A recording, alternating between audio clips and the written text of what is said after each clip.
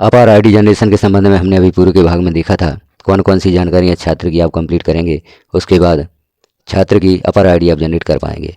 तो हमने देख लिया था छात्र की डेट ऑफ बर्थ, छात्र का नाम स्कूल के रिकॉर्ड में और छात्र का नाम आधार पर, और आधार की जानकारी कब आप वेरीफाई करेंगे आधार, कब वैलिडेट करेंगे आधार, और आधार वैलिडेट करने से पहले कौन कौन सी सावधानियाँ आपको रखनी है, यह हमने पूर्व के भाग में देखा था।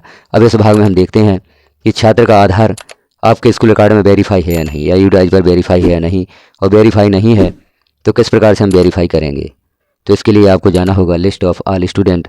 जो लेफ्ट साइड में हम ऑप्शन से देख रहे हैं, school dashboard, school profile, school privilege, list of all student. तो यहाँ पर क्लिक करेंगे आप लिस्ट ऑफ ऑल स्टूडेंट। यहाँ आपको देखना होगा active student list. List of all student को जैसे क्लिक करते हैं तो active student, drop box student, inactive student, active student 2023-24 ये ऑप्शन ओपन होते हैं। तो यहाँ पर आपको क्लिक करना होगा एक्टिव स्टूडेंट। इसे हम क्लिक कर देते हैं। जैसे ही क्लिक करते हैं आप तो आपके विद्यालय के सभी छात्रों की जानकारी यहाँ पर ओपन हो जाती है। जैसे यहाँ पर आप देख रहे हैं छात्रों की सूची ओपन हो चुकी है। अब यहाँ हम देखते हैं आखिरी कॉलम जो है आधार वैलिडेट। अपार आईडी जनरेट करने से पहले आपको छात्र का आधार वैलिडेट करना होगा।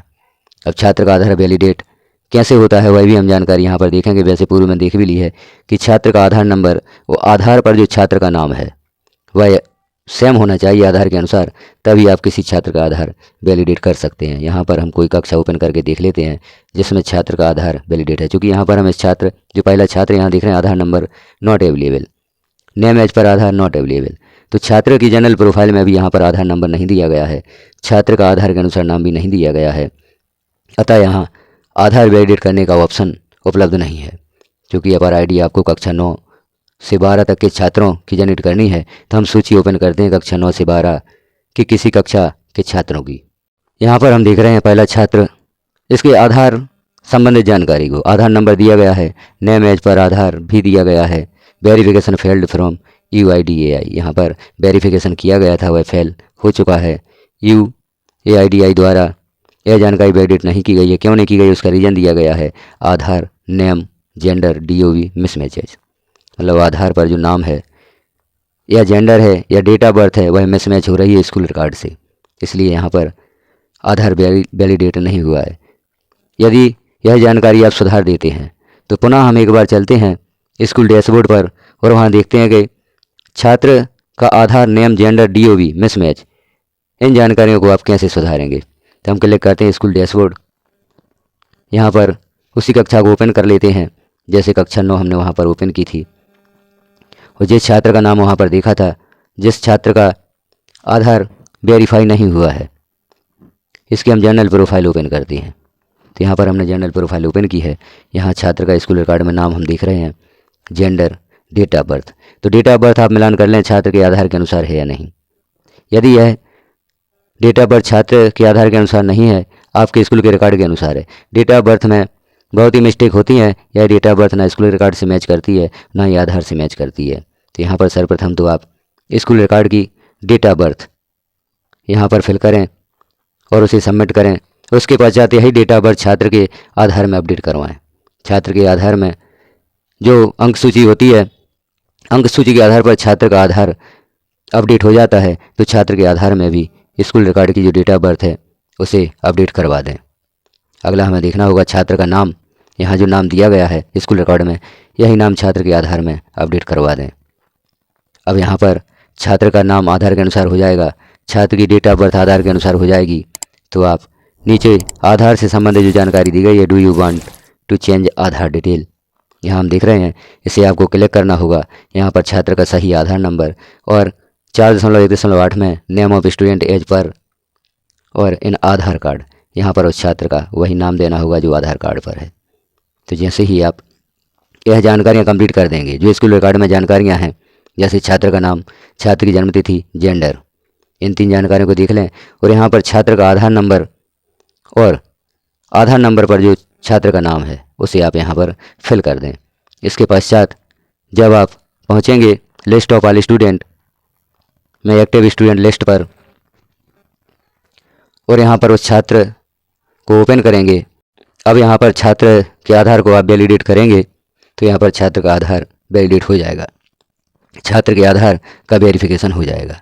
जब इतनी जानकारियाँ कंप्लीट हो जाएंगी, छात्र का नाम स्कूल रिकॉर्ड में, जन्म तिथि स्कूल रिकॉर्ड में और आधार पर जन्म तिथि और छात्र का नाम स्कूल रिकॉर्ड के अनुसार हो जाएगा, तो यहाँ पर आधार वैलिडेट हो जाएगा।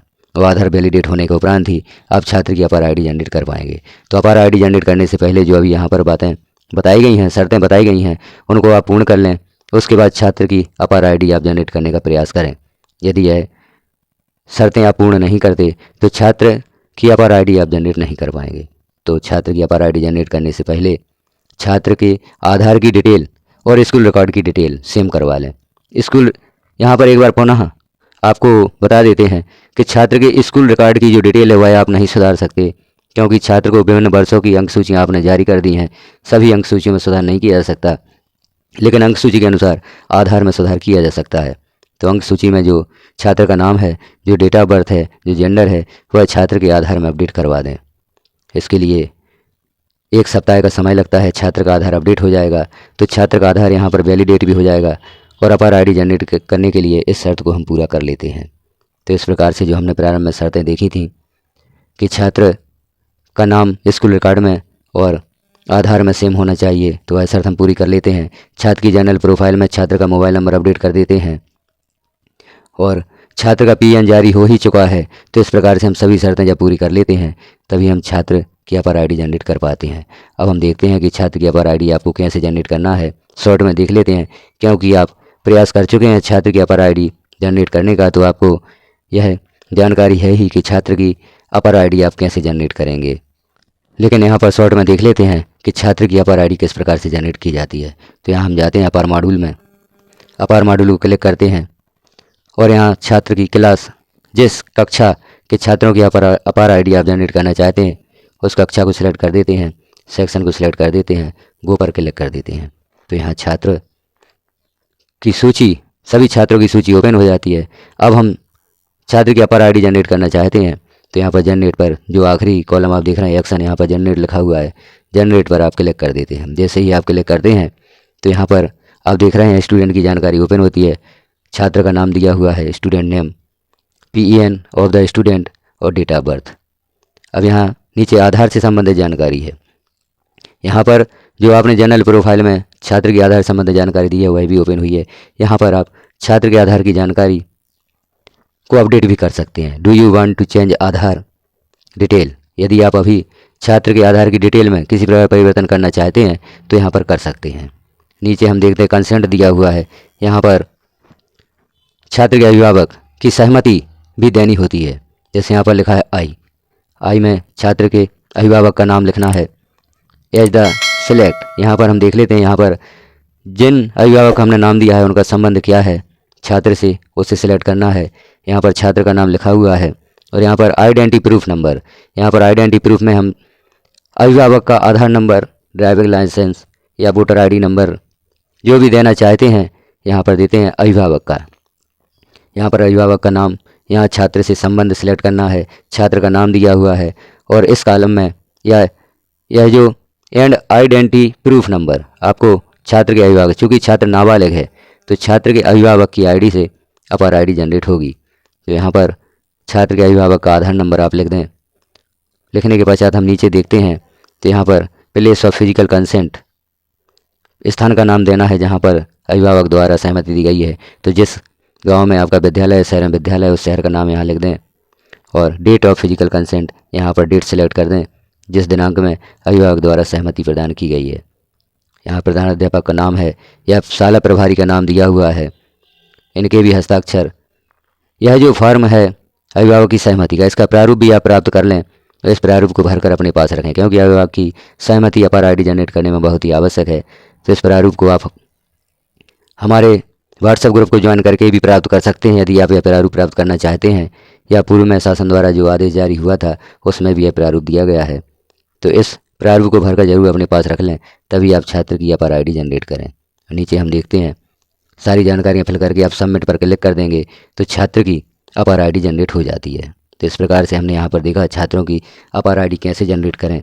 अपार आईडी जनरेट करने से पहले आपको कौन कौन से कार्य कर लेने होंगे, कौन कौन सी सावधानियाँ रखनी होंगी, कौन कौन से कार्य पूर्व में कंप्लीट कर लेने होंगे, छात्र की कौन कौन सी जानकारियाँ सही होना चाहिए स्कूल रिकॉर्ड और आधार पर, तभी आप छात्र की अपर आईडी जनरेट कर पाएंगे।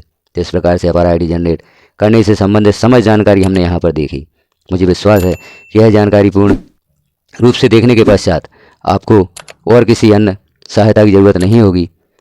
इन वीडियोज़ को देखकर, दोनों भागों को देखकर, एक भाग पूर्व में पब्लिश किया जा चुका है उसे भी आप ज़रूर देखें, और दूसरा भाग यह आप देख रहे हैं, इन दोनों भाग में अपर आईडी जनरेट करने से संबंधित संपूर्ण जानकारी आपको दी गई है। तो मुझे आशा ही नहीं, पूर्ण विश्वास है कि अब आप छात्र की अपर आईडी जनरेट कर पाएंगे, आपको किसी प्रकार की प्रॉब्लम नहीं होगी। तो जानकारी कैसी लगी आपको एक बार कमेंट में अवश्य बताएं। यदि अभी भी आपको किसी प्रकार की प्रॉब्लम है तो आप वह भी कमेंट में बता सकते हैं। हमारा व्हाट्सएप ग्रुप ज्वाइन कर सकते हैं, वहाँ पर भी अपनी प्रॉब्लम्स बता सकते हैं, जिसकी लिंक वीडियो को डिस्क्रिप्शन में दी गई है। तो जानकारी कैसी लगी आपको कमेंट अवश्य करें। इस प्रकार की जानकारियाँ आप प्राप्त करना चाहते हैं तो चैनल को सब्सक्राइब भी कर लें, बेल आइकन को क्लिक कर ऑल पर प्रेस कर दें, ताकि जैसे ही इस प्रकार की महत्वपूर्ण जानकारियाँ चैनल पर पब्लिश की जाती हैं वह सर्वप्रथम आपको प्राप्त हो सकें। वीडियो को लास्ट तक देखने के लिए आपका धन्यवाद।